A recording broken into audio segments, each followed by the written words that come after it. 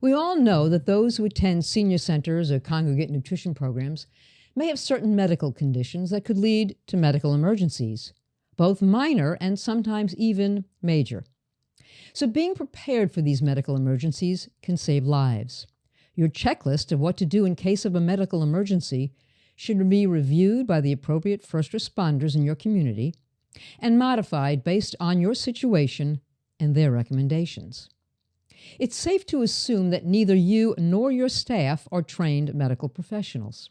Therefore, it's always best to engage the first responders in your community when putting together the checklist of just what to do in case of a medical emergency. Based on best practices throughout the country, there are certain practices that have been proven quite effective. Training on what to do in a medical emergency should happen at least once a year. It's best to have at least a first responder lead this type of training. They're called first responders because they are the ones we look to first in case of emergencies like these. Have them become a part of your annual training. They'll be pleased to do so because should they be called on by your organization in case of an emergency, the tasks you perform prior to their arrival can help them save a potential bad outcome. Now, the following items should be included on your checklist for medical emergencies. Here we go. Immediately call for help. Call 911 and request an ambulance.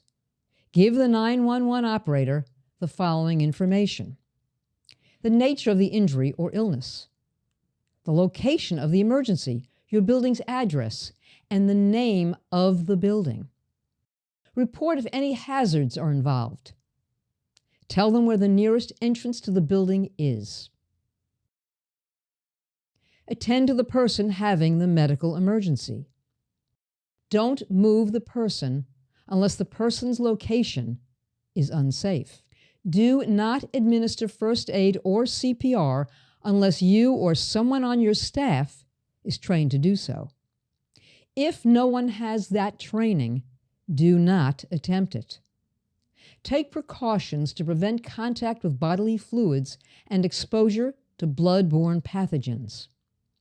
Stay with that person until trained personnel or help arrives. Prepare for medical help to arrive. Control access to the scene.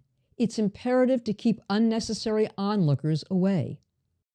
Meet the ambulance at the nearest entrance or emergency access point and direct them to the person who is ill. There will be times in a medical emergency you will have to wait for first responders. Now, this is particularly true in smaller communities where there may be actually fewer first responders. However, this does not mean that minor first aid cannot be administered. For example, you should always have a first aid kit available in case of an accident that might require stanching of a bloody cut.